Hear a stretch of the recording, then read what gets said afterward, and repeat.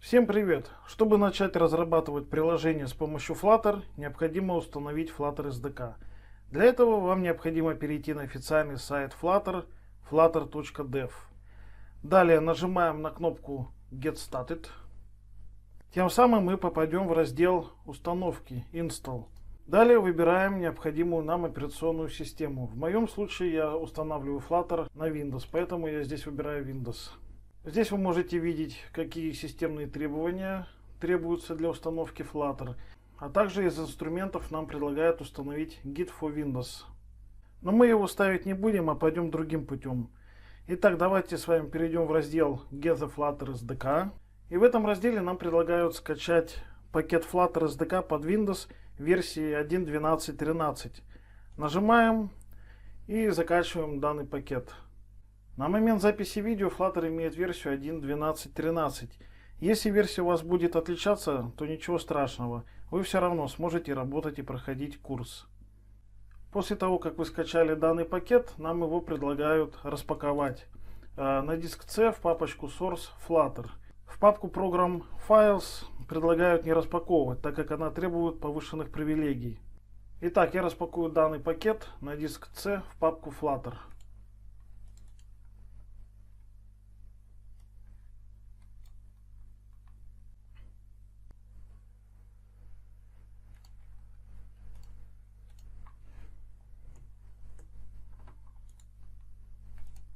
Итак, после того, как вы распаковали данный пакет, нам по инструкции предлагают добавить путь к папке Flutter bin в переменные среды. Давайте зайдем на диск C, перейдите в то место, куда вы распаковали Flutter, и выберите в этой папке папку bin. И вот как раз в этой папке у нас находятся инструменты для компиляции приложения. Копируем путь к этой папке. Теперь переходим в поиск и вводим сюда переменные среды. Или напишите изменения системных переменных среды. Итак, мы с вами попали в свойства системы и находимся на вкладке «Дополнительно». Здесь есть кнопка «Переменные среды». Выбираем ее. И вот как раз в переменную path нам необходимо добавить путь к папке bin во Flutter SDK. Выбираем переменную path и нажимаем кнопку «Изменить». Здесь нажимаем кнопку «Создать» и вставляем наш путь к Flutter SDK, C Flutter bin. Нажимаем ОК и нажимаем еще раз ОК. Отлично. Теперь, чтобы проверить корректность установки Flutter, давайте мы с вами откроем командную строку, напишем cmd или напишите командная строка и введем следующую команду Flutter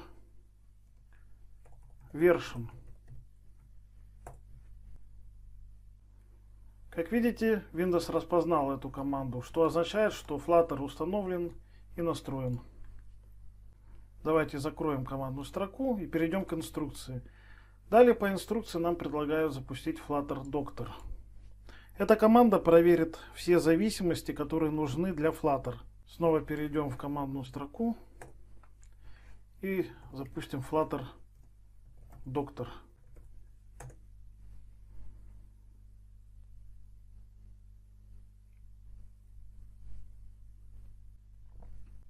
Как видите, Flutter Doctor проанализировал мою систему, написал, что Flutter установлен, а также мне сейчас необходимо установить Android Studio для работы с Flutter под Windows 10, а также установить и настроить девайс для запуска приложений на Flutter. Итак, давайте вернемся в документацию и перейдем в раздел Android Setup, Install Android Studio, где нам предлагают установить Android Studio. Перейдите, пожалуйста, по ссылке.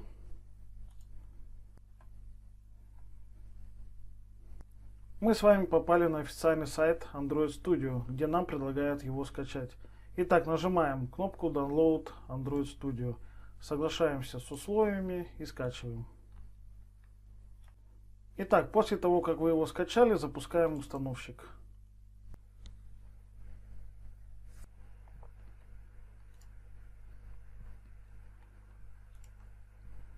Здесь нажимаем Next. Здесь галочки оставляем. Нажимаем Next. Устанавливать Android Studio я буду по умолчанию в C Program Files Android Studio. Далее нажимаем Install. И ждем, когда установится Android Studio.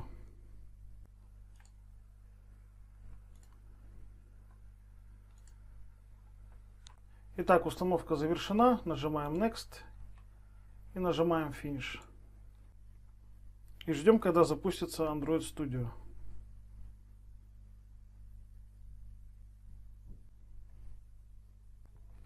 Итак, перед нами открылось окно приветствия Android Studio. Давайте вернемся снова в документацию и посмотрим, какие компоненты нам необходимо установить. Во-первых, нам потребуется установить Android SDK, далее Android SDK Platform Tools и Android SDK Build Tools. Эти компоненты требуются для работы с Flutter. Для этого переходим в Configuration и выбираем SDK Manager. Итак, во вкладке SDK Platforms вы можете выбрать нужную для себя платформу. Я выбрал Android 9 и выберу Android 10. Также можно более детально посмотреть, какие компоненты в себе содержат данные платформы. Итак, в платформе на Android 10 нам потребуется Android SDK, Sources for Android, и также нам потребуется Google API. И то же самое проделаем для второй платформы на Android 9. Отлично, теперь давайте перейдем на вкладку SDK Tools. И вот здесь как раз нам нужно выбрать необходимые тулсы. Итак, нам потребуется Android SDK Build Tools. Также нам потребуется Android эмулятор. Также потребуется Android SDK Platform Tools, просто Tools Android SDK и Intel эмулятор акселератор. И теперь нажимаем кнопку Apply, применить. И ждем, когда это все установится. Здесь соглашаемся с лицензией, нажимаем Next. И теперь ждем, когда все эти пакеты установятся. Итак, после того, как у вас все пакеты установились, нажимаем Finish. И далее нажимаем ОК. Обход блокировок, приватность, SEO-оптимизация. Работа с мультиаккаунтами для маркетинговых задач. Это главные причины, для чего нужен индивидуальный прокси-сервер. А купить его можно у Proxy Line. Сразу после оплаты вы получаете данные от личного прокси-сервера, который можно легко настроить в браузере или телефоне. Прокси-сервер будет принадлежать только вам. Очень много стран. Больше 100. Есть возможность выбирать конкретные города и подсети вручную. Proxy Line осуществляет строгий контроль геолокации IP, адресов и регулярно проверяет их на наличие спам-базах. Это гарантирует чистые качественные IP с хорошей репутацией и верной геолокацией. При необходимости можно купить много прокси-серверов и управлять ими внутри удобного и многофункционального личного кабинета. У Proxy Line появились индивидуальные протоколы на сервере MT Proto. Стабильное решение для доступа к Telegram в условиях ограничений в России. Несмотря на массовые блокировки, в Proxy Line можно купить работающий сервер из России. Для этого теперь есть специальная функция на странице оплаты. Достаточно просто поставить галочку в строке про региональные ограничения. Сервис уже работает 7 лет. А служба поддержки доступна 24/7. При покупке есть гарантия возврата. Если вас что-то не устроит, вы можете IP, адрес в онлайн-чате в любое время или вернуть деньги с вычетом за использованные дни. По промокоду ITANLOCKET можно получить скидку 10%. А если вы будете покупать в России, у сервиса есть зеркало, которое позволяет обходить блокировки. Плюс можно оформить покупку через Telegram-бота. Переходим по ссылкам в описании. Покупаем прокси-серверы напрямую у производителя и повышаем свою продуктивность и безопасность в сети. Итак, возвращаемся к инструкции. И далее по инструкции нам необходимо подключить и настроить Android устройство, то есть ваш телефон, либо установить и настроить Android эмулятор.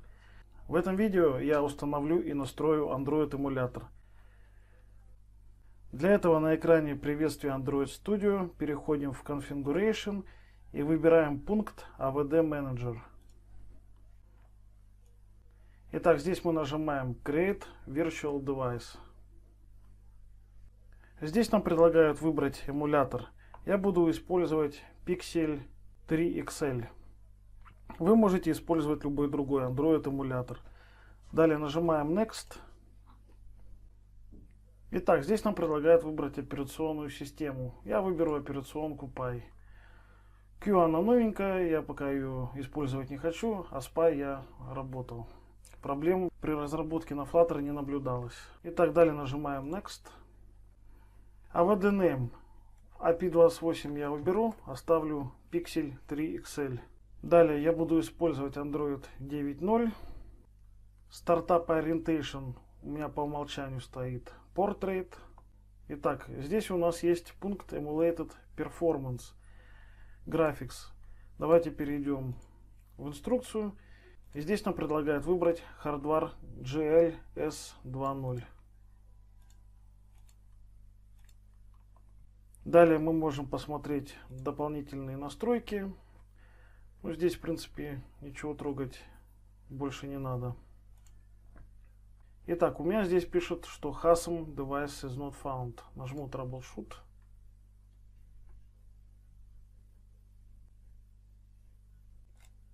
Итак, после того, как все настроили, нажимаем Finish. Таким образом, мы подключили и настроили наш эмулятор. Давайте закроем окно. Итак, давайте снова вернемся в документацию и перейдем на следующий пункт Setup and Editor. Для поддержки Flutter в Android Studio необходимо установить плагины Flutter и Dart из репозитория. Для этого на экране приветствия Android Studio нужно выбрать Configuration и перейти в раздел Plugins. И здесь в строке поиска вбиваем название плагина Flutter. Вот наш плагин, вы его себе установите, он у меня уже установлен. И также нам еще потребуется установить плагин Dart. Если вам при установке плагина Flutter вам предложат установить Dart, то соглашайтесь. Итак, вот наш плагин Dart, он у меня также установлен. После того, как вы установили все ваши плагины, необходимо перезапустить наш Android Studio, для того, чтобы наши плагины активировались и применились.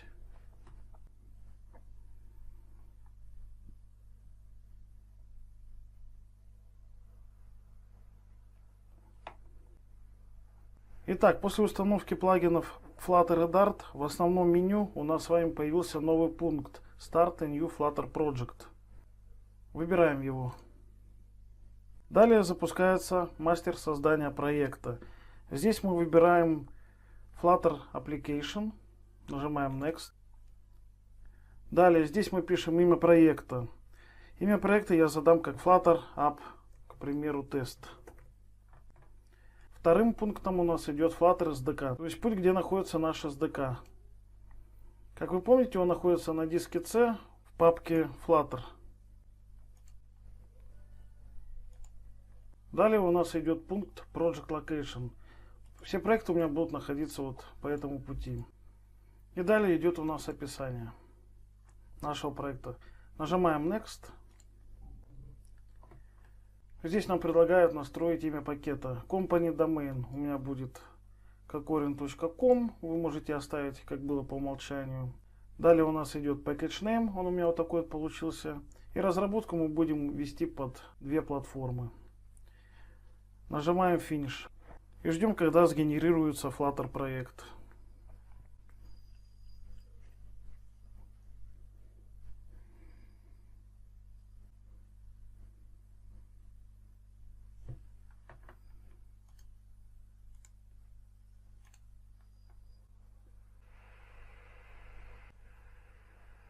Итак, перед вами открылось наше Flutter приложение. Теперь необходимо запустить эмулятор. Для этого перейдем на вкладку AVD Manager. И давайте запустим наш эмулятор.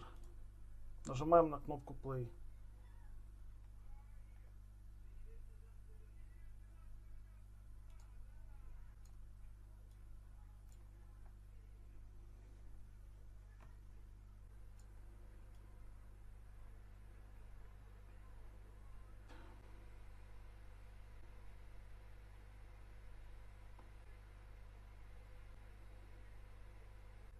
Итак, запустился наш эмулятор.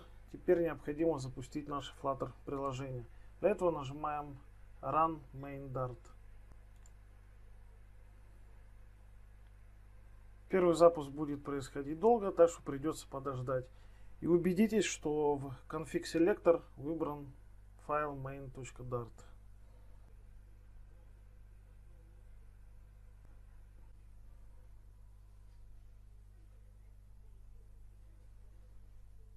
Итак, перед нами запустилось приложение Counter App, которое увеличивает счетчик на единицу при нажатии на кнопку с плюсом. Это приложение создается вне зависимости от среды разработки. Давайте остановим наше приложение. Для этого нажмите Стоп. И давайте теперь перейдем в командную строку и напишем снова Flutter Doctor.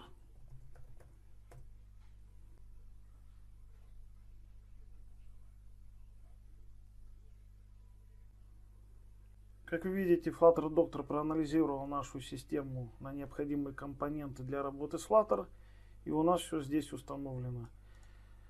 Если же вас устраивает разрабатывать Flutter приложение в Android Studio, то следующее видео можете не смотреть. А я же в данном курсе буду использовать для разработки Flutter приложения Visual Studio Code. Если же вам необходимо обновить Flutter до последней версии, то воспользуйтесь следующей командой Flutter Upgrade. Поскольку Flutter активно развивается, то лучше обновляться регулярно. Всем привет! В этом видео мы с вами установим и настроим Visual Studio Code для разработки под Flutter приложения.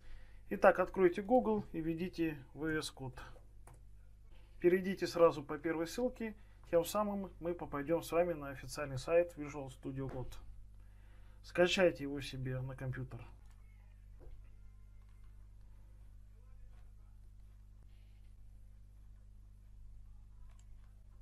После того, как вы его скачали, запустите установщик. Здесь выбираем «Я принимаю условия соглашения». Можете выбрать «Создать значок на рабочем столе» и обязательно установите галочку в «Добавить в Path». Нажимаем «Далее» и нажимаем «Установить». И после установки запустите его. Итак, у меня версия 1.41. Это я все закрою, давайте.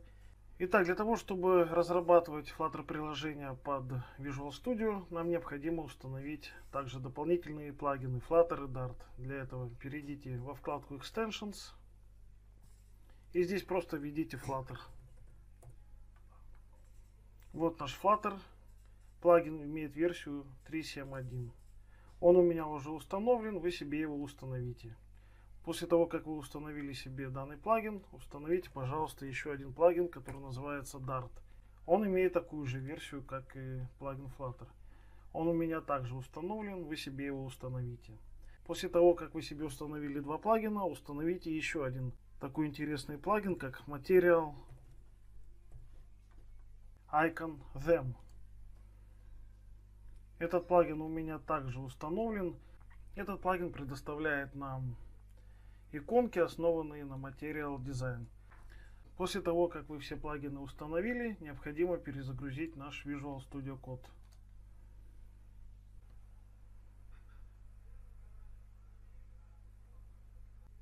Итак, Welcome я давайте закрою, чтобы оно нам не мешало. И теперь для того, чтобы создать новый проект, нам необходимо выполнить комбинацию Ctrl-Shift-P. И давайте здесь напишем в командной строке следующее: Flutter. И как видите, у нас появилось несколько новых менюшек. Давайте выберем Flutter New Project. Проект предлагаю назвать как Hello Flutter, к примеру. Далее необходимо выбрать папку, где будет находиться ваш проект.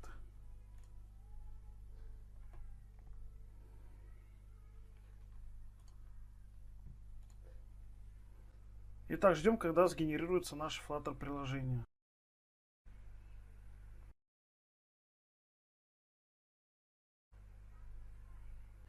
Так, у нас сейчас идет анализ нашего проекта. Необходимо немножко подождать. И теперь давайте запустим наше приложение.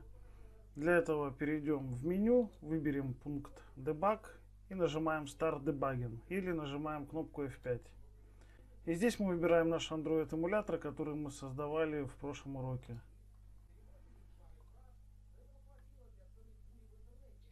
И теперь ждем, когда запустится наше приложение.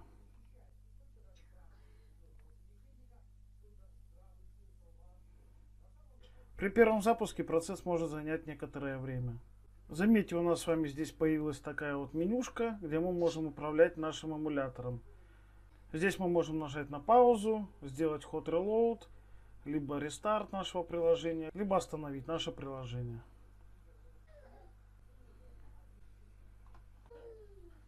Итак, запустилось наше Flutter приложение, которое при нажатии на данную кнопку увеличивает счетчик на единицу. Таким образом, мы с вами настроили Android эмулятор и VS Code для работы с Flutter. В прошлом видео мы с вами создали приложение Hello Flutter, а в этом видео предлагаю рассмотреть, из каких файлов и папок организовано наше приложение. Многие файлы, которые вы видите здесь, предназначены только для конфигурации. И многие из этих папок нас в принципе касаться не будут. Итак, предлагаю начать с первой папки, которая называется .dart tool. Эта папка появилась с выходом Dart 2 и выше. Используется pub и другими Dart инструментами. Она заменяет бывшую папку pub. Следующая папка это .idea. Эта папка содержит некоторую конфигурацию и настройки для всех IDE от JetBrains, таких как IntelliJ IDE, WebStorm, PHPStorm, PyCharm и так далее. Для нас она не имеет значения, потому что мы не работаем в этих IDE. И вам не нужно здесь в принципе ничего менять. Можете просто ее удалить, если вы используете Visual Studio Code. Следующую папку, которую мы рассмотрим, это .VS Code. Эта папка содержит некоторые дополнительные настройки для нашего проекта. Например, я увеличил масштаб текста, чтобы вам лучше было видно код. То есть все настройки, которые вы делаете в VS Code, попадают именно сюда. Далее у нас идут такие папки, как Android и iOS. Папки Android и iOS. Эти папки содержат код и дополнительные файлы, которые позволяют связать Flutter приложение с Android и, соответственно, с iOS. Следующую папку, которую мы рассмотрим, называется Build. Папка Build содержит файлы, создаваемые в результате процесса построения Flutter приложения. В ней ничего не надо менять, все изменения будут выполнены автоматически Flutter при разработке и развертывании Flutter приложения на устройствах. Следующая папка, которая нас будет интересовать, это папка lib. Она содержит, собственно, сам код Flutter приложения на языке Dart. Именно вот с этой папкой у нас и будет происходить основная работа при создании приложения на Flutter. В этой папке вы можете увидеть файл main.dart, который имеет точку входа в программу, и выполнение приложения на Flutter начинается именно с этого файла. Мы будем большую часть времени проводить в этой папке. В папку lib мы также будем добавлять все наши файлы Dart. Помните, да, что Dart это язык программирования, который использует Flutter. Итак, следующую папку, которую мы рассмотрим, это папка тест. Эта папка нужна для хранения файлов с тестами. Здесь вы можете писать тесты для наших приложений. Итак, далее у нас идут файлы. Начнем с файла .gitignore. Этот файл нужен для работы с Git. То есть .gitignore сообщает Git, какие файлы он должен игнорировать. Обычно этот файл используется, чтобы избежать передачи временных файлов из нашего рабочего каталога, которые не являются полезными для других соавторов, таких как продукты компиляции, создание временных файлов IDE и так далее. Далее идет у нас файл метаданных. В этом файле Flutter просто сохраняет некоторую информацию, необходимую для правильного построения нашего приложения. Он управляется автоматически Flutter. Следующий файл рассмотрим. Файл, который называется .packages. Этот файл содержит у нас список зависимостей, используемых нашим Flutter приложением. Он генерируется автоматически Flutter SDK, а также автоматически прописывает дополнительные зависимости, когда вы выполняете такую команду, как packages.get. Вы не должны удалять этот файл, но вы также не должны в нем работать. Далее у нас идет файл pubspec.log, также известный как package.log файл. Цель этого файла заключается в отслеживании точных версий установленных пакетов, что позволяет сделать разрабатываемый продукт стопроцентно воспроизводимым в его исходном виде, даже в случае, если те, кто занимается поддержкой пакетов, их обновили. Итак, теперь давайте рассмотрим последний файл, который называется pubspec.yaml. Этот файл позволяет управлять зависимостями нашего проекта. Что это значит? Это означает, что здесь вы можете настроить, какие сторонние пакеты мы будем использовать в нашем проекте. Здесь вы также можете указать, какие изображения мы будем использовать. Или, к примеру, какие шрифты вы хотите использовать. Можно сказать, что это файл конфигурации, который позволяет нам настроить работу нашего приложения и добавить сторонние пакеты, которые есть на данный момент, для упрощения разработки приложения. Пока нам не нужно здесь ничего менять. Итак, предлагаю сейчас вернуться в файл main.dart, который находится в папке lib. В этом файле вы видите сгенерированный код Flutter демо приложения. Данный код имеет много комментариев для пояснения того, что происходит в этом приложении. Итак, предлагаю сейчас запустить наше приложение. Переходим в Debug и нажимаем Start Debugging. И здесь мы выбираем наш эмулятор.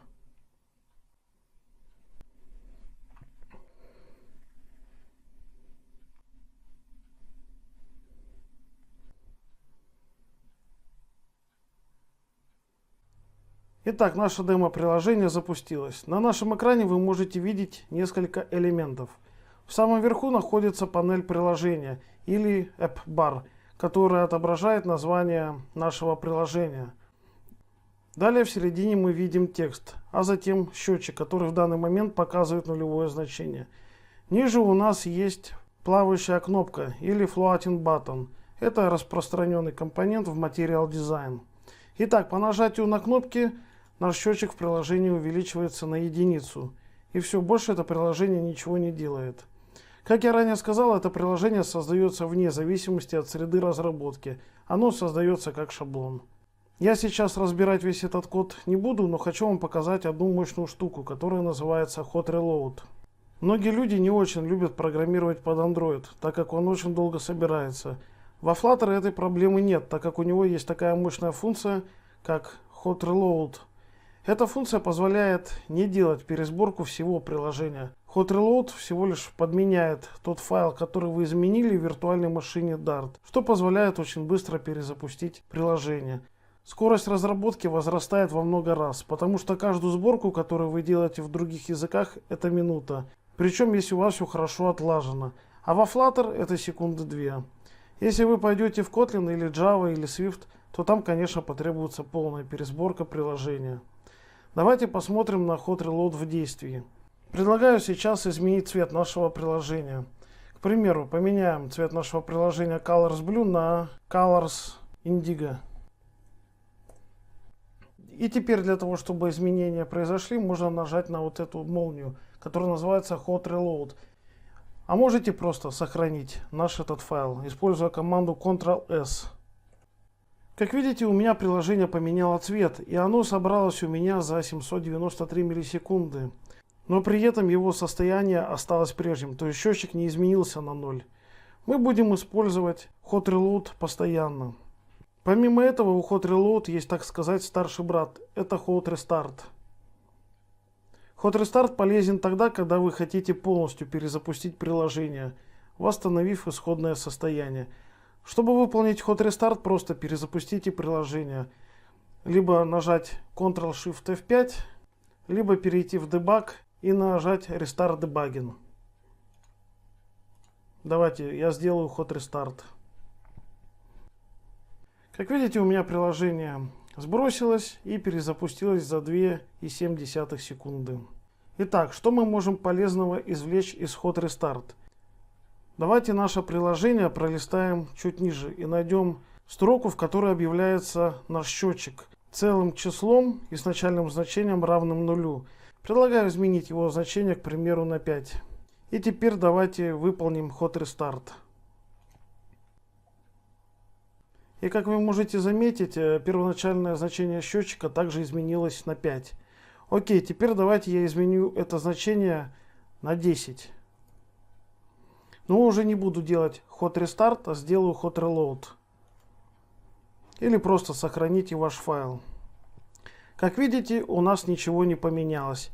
И причина этого заключается в том, что горячая перезагрузка Hot Reload обновляет наше приложение только в соответствии с текущим состоянием. Давайте снова выполним Hot Restart. Таким образом, Hot Reload предназначен для обновления приложения на основе текущего состояния, а Hot Restart перезапускает полностью наше приложение, восстанавливая первоначальное исходное состояние. Всем привет, и в этом видео предлагаю создать приложение с нуля. Давайте мы остановим наш эмулятор, и я удалю весь этот код.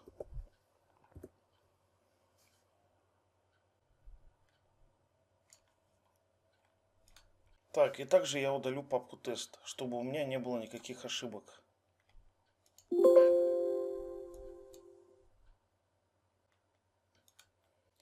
Итак, выполнение приложения на Flutter начинается с функции main. Эта функция не имеет оператора return, о чем нам говорит тип void, то есть она у нас ничего не возвращает, а также не принимает никаких параметров. Функция main – это точка входа в программу, которая автоматически запускается, когда отрабатывает приложение на Flutter. А также следует знать, что эта функция находится в файле main.dart, который не следует переименовывать или удалять. Теперь предлагаю добавить некоторый код, который будет выводить что-то на экран. Для этого в функции main необходимо реализовать такой метод, как runApp. Вы можете заметить, что наше приложение ничего не знает про этот метод и выдает ошибку. Поэтому для его работы необходимо импортировать библиотеку, в которой он определен. Чуть выше метода main пишем import и подключаем библиотеку, которая называется material. Как видите, нам уже из списка ее предложили, поэтому просто нажимаем Enter. И после импорта библиотеки не забудьте поставить точку запятой. Итак, метод runApp предназначен для создания и вывода на экран виджета, который мы создаем и передаем в качестве параметра. То есть, по сути, это то, что мы видим при запуске приложения на экране устройства. Этот метод как бы прикрепляет определенный виджет к экрану. Теперь давайте выведем какой-нибудь текст на экран. Все виджеты наследуются от класса widget, поэтому в метод runApp передадим виджет text, который предназначен для вывода текста на экран. Если мы наведем мышкой на данный виджет, то мы можем заметить, что он в качестве параметра принимает данные типа string, а также имеет список именованных параметров. Итак, давайте мы сюда передадим какой-нибудь текст. К примеру, я напишу Hello Flutter. Итак, мы нашему виджету текст передали строку. И также предлагаю задать направление нашей строки. За это отвечает свойство TextDirection. То есть пусть наша строка будет распечатываться слева направо. Для этого вызываем наше свойство TextDirection. И это свойство в качестве параметра принимает виджет TextDirection. И выбираем LTR, то есть слева направо. Отлично, давайте сохраним и запустим наше приложение. Для этого перейдем в Debug и нажимаем Start Debugging, или просто нажмите F5. Пока запускается наше приложение, я хочу немного поговорить о виджетах. Что это вообще такое? Нужно понимать, что главными элементами приложения на Flutter являются виджеты. То есть каждое создаваемое нами приложение на Flutter – это просто набор виджетов. А виджеты – это строительные блоки нашего пользовательского интерфейса, которые вы видите на экране. Это такие как панель приложения, AppBar, или это может быть какое-то изображение, или текст, или некая таблица. И как вы можете видеть, здесь виджеты также часто содержат другие виджеты. Например, та же таблица, в которой есть какие-то элементы таблицы. Таким образом, любое приложение на Flutter – это набор виджетов, выстроенных в определенную иерархию, которая называется деревом виджетов. Это фактически древовидная структура данных в коде, созданная Flutter. Но это также и отличный способ рассказать о структуре нашего Flutter приложения. Дерево виджетов представляет собой набор узлов, где каждый узел является виджетом. Каждый раз, когда вы добавляете виджет вы добавляете новый узел в дерево. Все узлы связаны родительско-дочерними отношениями. Главным в иерархии идет виджет оформления Material App, который реализует принципы Material Design. Затем идет слой представления. Это виджет, который называется Scaffold. Простыми словами, Scaffold – это виджет, который визуально представляет собой пользовательский интерфейс, а уже на нем располагаются виджеты элементов и оформления, например, формы, поля, изображения, текст и так далее. Это как UI View в Xcode или View в Android. Мы с вами об виджетах Material App и Scaffold поговорим более подробно в следующих видео. Итак, давайте вернемся в код. Таким образом, все во Flutter это виджет, начиная от текста на кнопке, заканчивая самим приложением, которое тоже является виджетом. Как видите, наш текст появился вверху в левом углу. Давайте мы наш текст расположим в центре нашего устройства. Для этого воспользуемся виджетом Center. Давайте я эмулятор пока уберу. Если я сейчас наведу снова мышкой на виджет Center, то, как вы можете заметить, у него также есть ряд именованных параметров. И один из них это Child. Child это параметр, который принимает один вложенный виджет. Давайте мы параметру Child передадим наш виджет текст.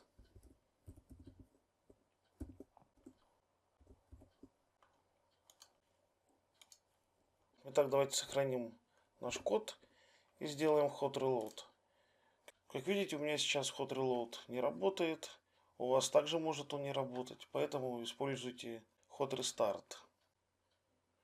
Hot reload мы с вами починим чуть позже, потому что мы сейчас как бы сломали наше приложение. И вообще для отработки hot reload требуется виджет Material App с таким свойством как Home. Итак, наш текст расположился в центре нашего устройства. Хочу вам дать такой небольшой совет. Заимейте привычку после каждого виджета ставить запятую. Это облегчит чтение кода, а также его форматирование. Сейчас наш код написан в одну строку. В таком виде его трудновато читать, поэтому предлагаю код привести к более читаемому виду. Для этого давайте перейдем в меню VS Code, выбираем Preference и здесь выбираем Keyboard Shortcuts. И здесь напишем формат Document. Как видите, ниже у нас есть комбинация клавиш, которая позволяет отформатировать наш документ. Запомните эту комбинацию клавиш. Под Windows 10 это комбинация Shift-Alt плюс F. Давайте вернемся в код и применим нашу комбинацию. Вот теперь код стало намного легче читать. Здесь мы видим комментарии, где заканчивается каждый виджет. А также нам VS Code с помощью таких линий показывает, где находится область, к примеру, виджета или метода, либо класса. Кстати, сейчас мы можем посмотреть дерево наших виджетов, используя такой инструмент, как DevTools. Давайте мы на него нажмем. И надо подождать, когда он запустится. И смотрите, в левой части экрана у нас есть дерево виджетов, которые мы создали. То есть у нас есть root, это главный виджет. Потом у нас идет виджет center и виджет text. Мы можем, к примеру, нажать на виджет text и увидеть все его свойства, которые применены в нашем проекте. Свойства, которые мы с вами не задали, они по умолчанию имеют значение null. Вот виджет center, то есть у него свойство alignment установлено в значение center. То есть мы наш виджет установили в центр нашего устройства. С помощью инструмента DevTools вы можете смотреть за производительностью вашего приложения. Также дебаг, анимацию проверять и так далее.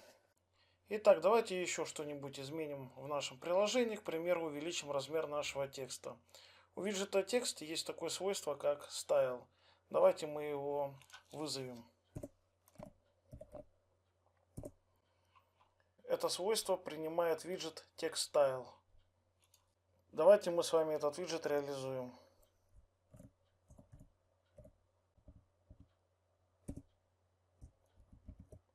Итак, для того, чтобы увеличить размер нашего шрифта, у TextStyle есть такое свойство, как Font Size.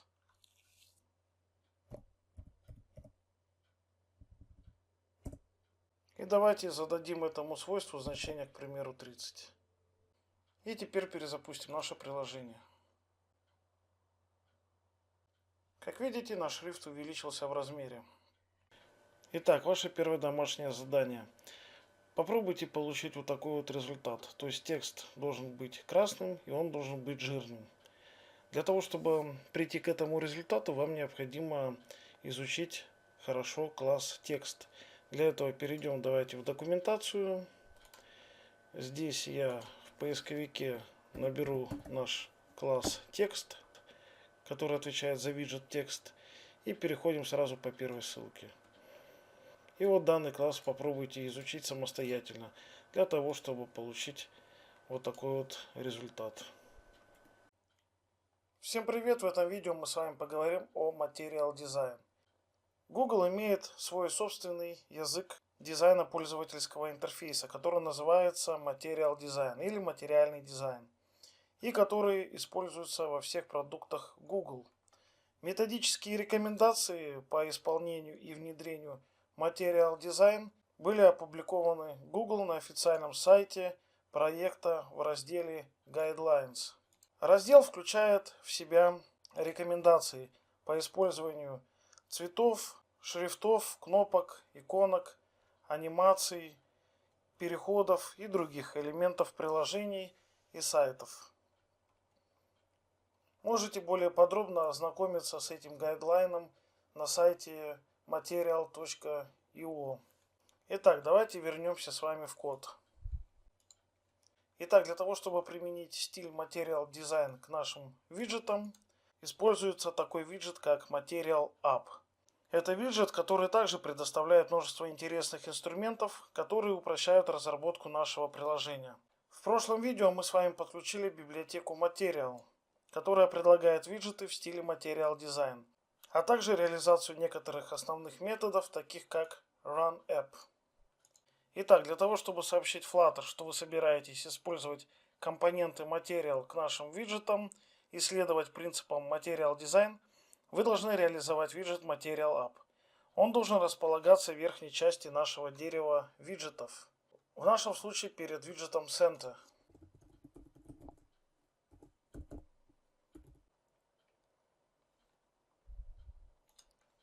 Итак, если навести на этот виджет мышкой, то видно, что он принимает множество именованных параметров. То есть мы можем указывать параметры в любой последовательности. Более того, мы можем вообще не передавать параметрам значения. Тогда подобный параметр будет иметь значение null. У виджета Material App предлагаю вызвать такой параметр, как Home. Home — это основной виджет, который Flutter выведет на экран, когда все это приложение будет скомпилировано. Итак, параметр Home от нас ожидает получить виджет. Поэтому давайте мы в этот виджет передадим виджет Center, который содержит в себе виджет текст. Просто все это дело вырезаем и вставляем в этот виджет Home. Итак, снова давайте отформатируем наш код. Для этого применим комбинацию клавиш Shift-Alt-F. И пересоберем наше приложение. Таким образом, виджет Material App является отправной точкой вашего приложения, которое реализует принципы Material Design. Он соединяет комбинацию виджетов в реальное приложение, которое в дальнейшем будет визуализировано, а также он отвечает за навигацию в приложении. Как видите, наше приложение выглядит, мягко говоря, некрасиво. Итак, давайте получим более красивое приложение. Было бы неплохо иметь белый фон и, возможно, не этот красноватый текст с двойным желтым подчеркиванием.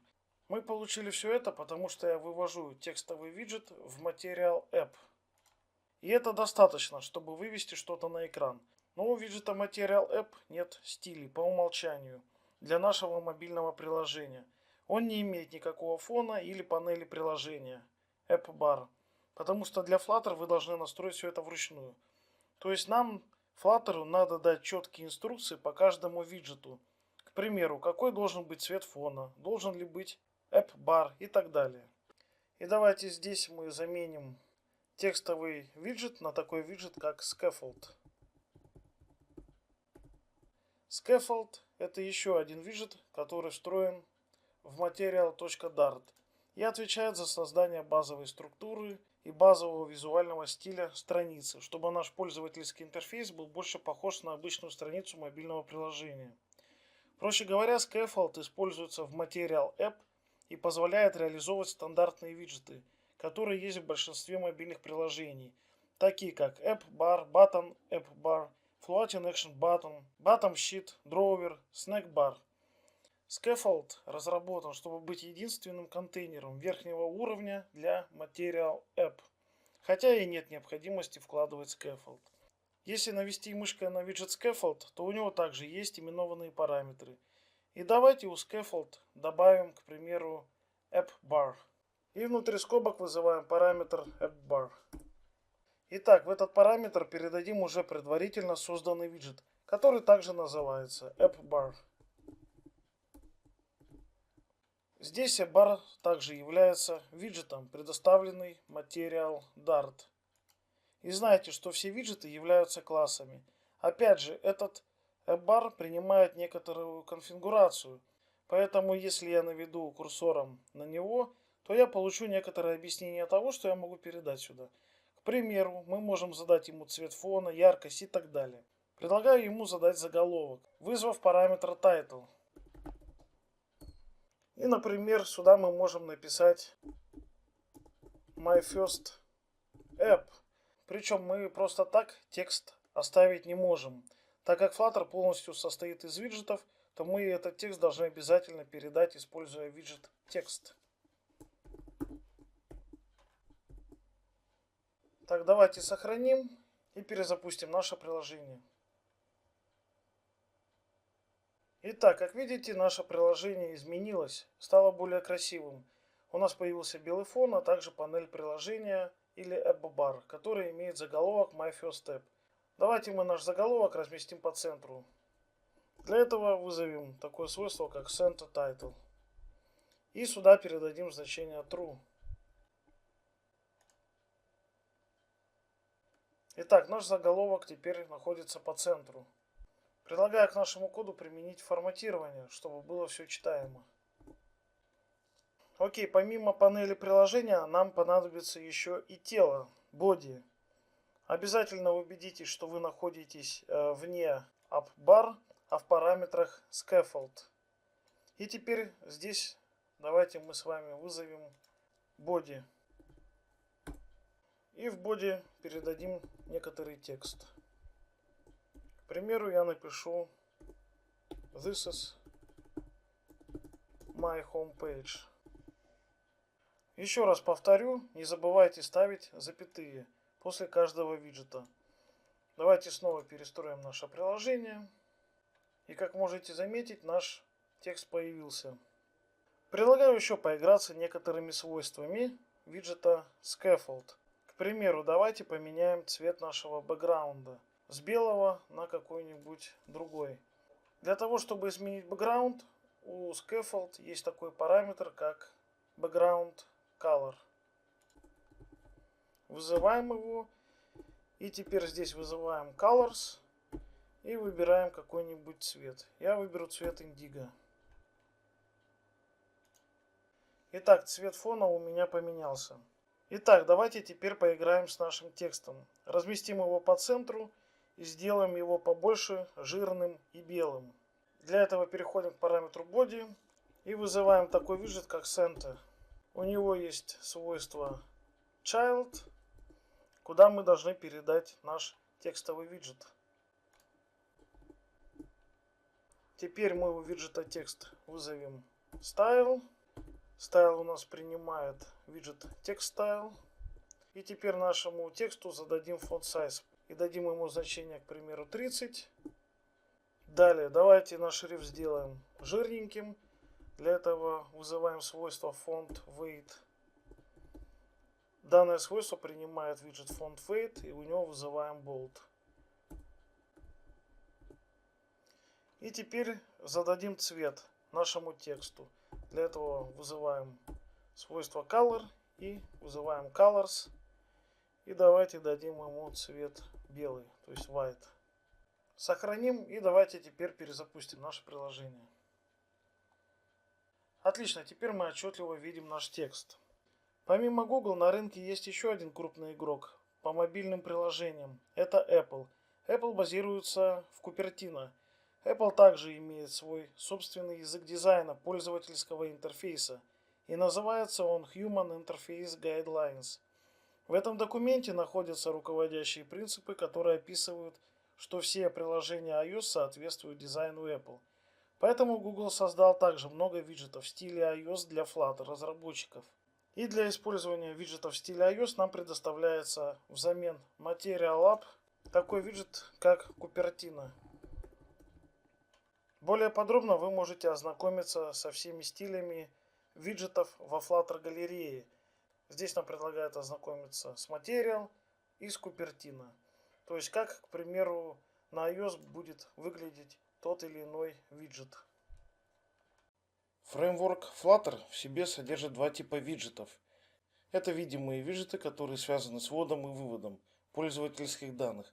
Это такие виджеты, как кнопка, текст, картинка и так далее.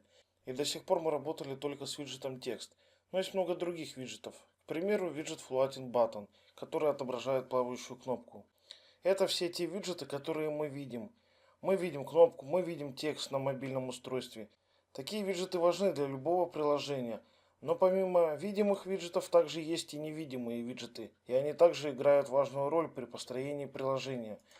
Такие виджеты помогают нам компоновать и размещать другие виджеты на экране мобильного телефона, а также управляют нашим деревом виджетов.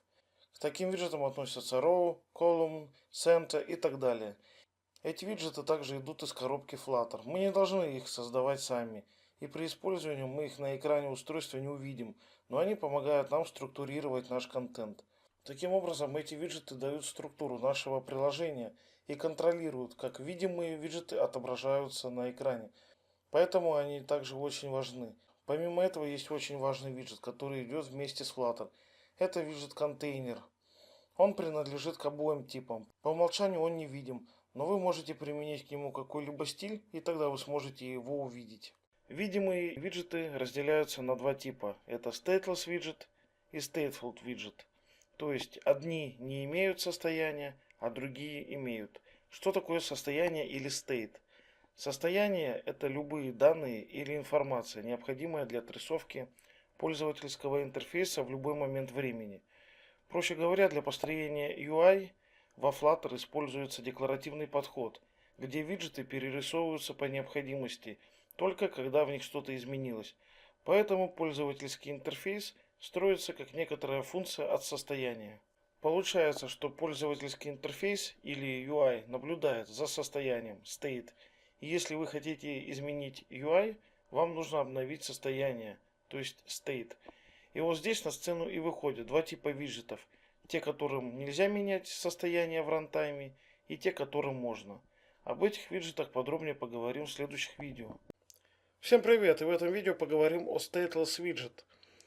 Stateless Widget – это виджет без указания состояния. Это значит, что его свойства не могут меняться, все их значения завершенны, то есть final. И таким образом он является статическим. Такой тип виджетов удобно использовать для статичных элементов экрана, которые надо отрисовывать один раз и не трогать больше. Например, это могут быть заголовки, метки, иконки, изображения из локальных ресурсов и так далее. Самый яркий пример – это вот само приложение. Такие виджеты наследуются от класса Stateless Widget. Поэтому предлагаю создать свой Stateless Widget. Пусть наше приложение будет симулировать скачивание файла, к примеру, из интернета. Наше приложение будет содержать индикатор загрузки, кнопку по нажатию на которой будет происходить скачивание файла, и пару меток, где будет отображаться результат скачивания файла. Итак, давайте я весь вот этот код удалю и оставлю только функцию main. Для того, чтобы создать Stateless Widget, нам необходимо создать класс, потому что виджет это объект, а для создания объектов нам нужны классы. Предлагаю добавить класс. Вы можете дать ему любое имя, которое вам нравится. Я назову, к примеру, свой класс как MyFirstApp. Итак, мы с вами создали класс, но этого объявления недостаточно для создания stateless виджета. К счастью, нам не нужно писать всю логику самостоятельно, и поэтому все, что нам нужно сделать, это просто унаследоваться от stateless виджета, который уже реализован во Flutter. Поэтому пишем extends stateless widget. Окей, однако у нас возникает ошибка о том, что у нас неправильная реализация stateless виджета. И здесь нам говорят о том, что нам необходимо реализовать метод build. Давайте мы с вами данный метод реализуем. Здесь пишем build. Если мы наведем на метод build, вы можете заметить, что он у нас в качестве параметра принимает build контекст. О нем мы поговорим в другом видео. Итак, давайте мы добавим наш контекст в метод build в качестве параметра. Вы можете написать как ctx, либо просто контекст. Как хотите. Контекст – это особый тип объекта, который будет автоматически передан в метод сборки. Вы никогда не будете вызывать метод build. Flutter будет вызывать его всякий раз, когда ему нужно что-то отрендерить на экране. Можно сказать, что контекст содержит некоторую метаинформацию о нашем приложении и об этом виджете, который мы создаем. Теперь нам необходимо указать тип, который будет возвращать данный параметр. И этот тип у нас build контекст.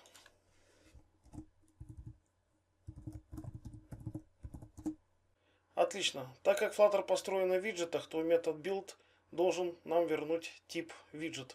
Поэтому давайте мы этот тип укажем перед методом build. Тип виджет предоставляется также из библиотеки material.dart. Ну и теперь осталось наш метод build переопределить, используя аннотацию override. С точки зрения создания классов, которые наследуются, их методы необходимо переопределять. Так как мы предоставляем метод build, который также и существует в родительском классе виджета stateless widget, который мы с вами расширяем, поэтому мы и добавляем данную аннотацию override. Таким образом мы дадим понять, что мы будем использовать именно нашу реализацию метода build, а не родительского класса stateless widget. Отлично. И все, что теперь остается сделать, это нашему методу build вернуть какой-нибудь виджет. В данном случае я верну виджет material app. А наш виджет Material App будет содержать в себе виджет Scaffold. Для этого вызовем у него параметр Home и передадим в него виджет Scaffold.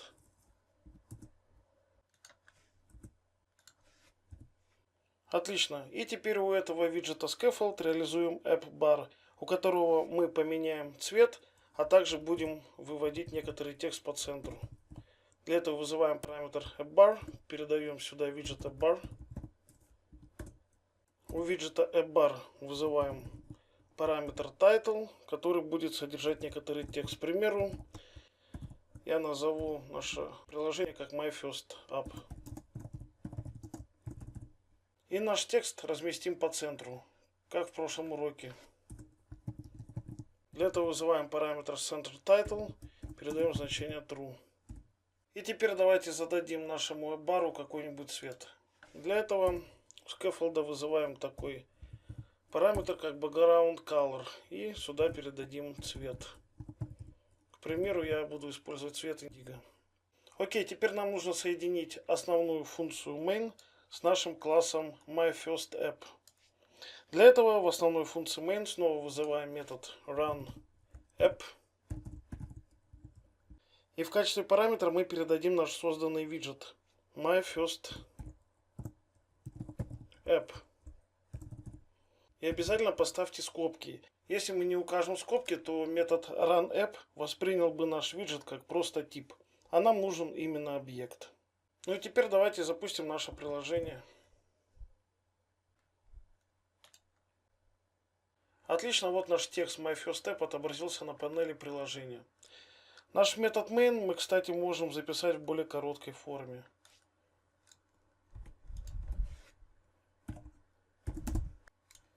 Используя вот такую вот аннотацию.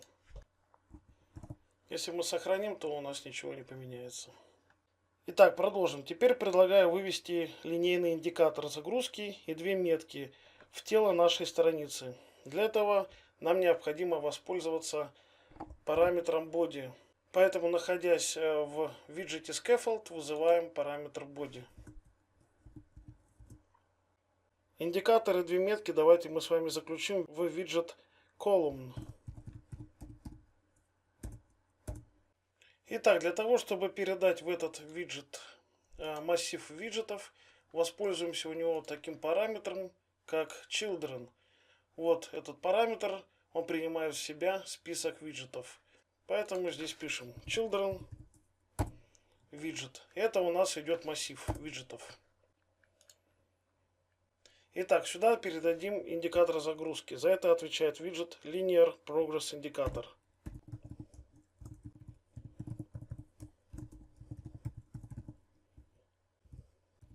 И в качестве значения данного виджета передадим 23. 23 это у нас проценты. Следующий виджет, который мы передадим, это текст. Давайте здесь я напишу, к примеру, просто 23%. Также виджету текст я задам некоторый стиль. Для этого вызываем параметр style. Text style. Давайте цвет нашего текста я поставлю значение white, то есть белый. И задам ему размер шрифта, font size. К примеру, установлю его значение 20.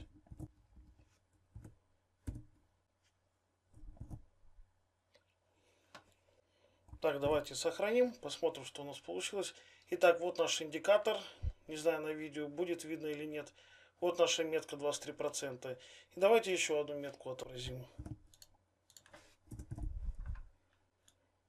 И напишем press button to download, к примеру. Окей, теперь предлагаю все наши три виджета, которые находятся в виджете Column, разместить по центру. Для этого мы воспользуемся таким виджетом, как контейнер. А сам контейнер мы упакуем в виджет Center. Перед виджетом Column напишем Center. Center у нас будет принимать виджет контейнер.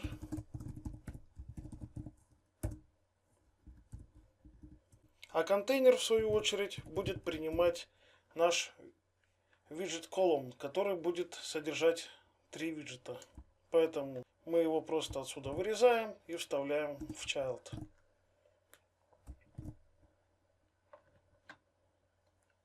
Отлично. Теперь для выравнивания дочерних элементов по центру у виджета Column вызовем такой параметр, как Main Axis Alignment. И этому параметру передадим значение Main Axis Alignment Center. Сохраним. Окей, теперь предлагаю сделать небольшие отступы слева и справа от нашего приложения. Для этого у виджета Container вызовем такой параметр, как Padding. И здесь мы у него вызываем свойство Edge Insets All, куда передадим значение, к примеру, 16. В нашем коде мы использовали такие виджеты, как Center, Container, Column. Это виджеты, которые относятся к layout виджетам. О них мы с вами поговорим в отдельном видео, где будем учиться компоновать пользовательский интерфейс. Они просто отвечают за размещение виджетов на экране. Ну и теперь реализуем плавающую кнопку, по нажатию на которую будет происходить симуляция загрузки файла.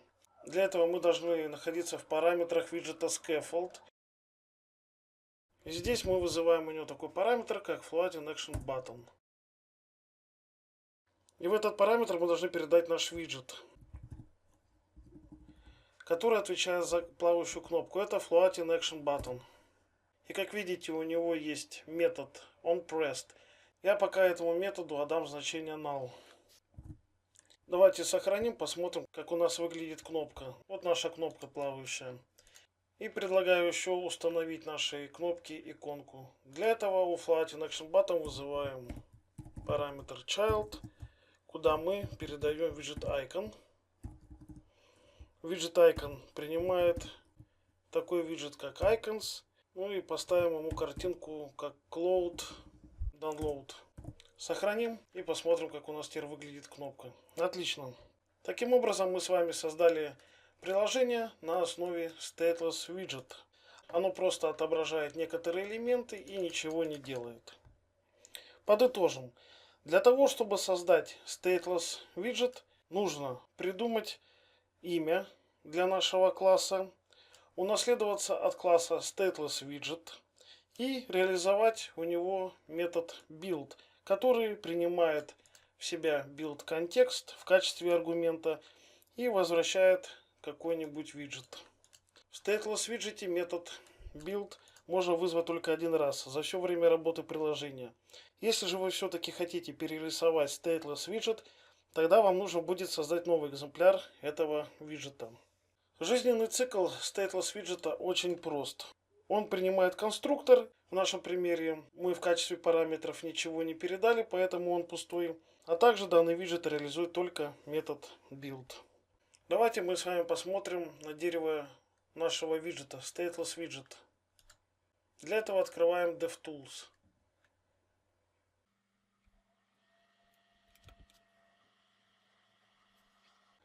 Вот так выглядит наше дерево виджетов. У нас есть наше приложение Hello Flutter. В дереве он обозначен как root. Далее у нас идет класс MyFirstStep, который реализован от Stateless Widget. И дальше у нас идет Material App, Scaffold и наши виджеты. Хочу акцентировать ваше внимание на том, что каждый созданный или переданный виджет имеет свой метод build или метод сборки. Здесь метод сборки Material App вызывает метод сборки Scaffold, который в свою очередь вызывает метод сборки AppBar. А AppBar уже вызывает метод сборки виджета Center и так далее.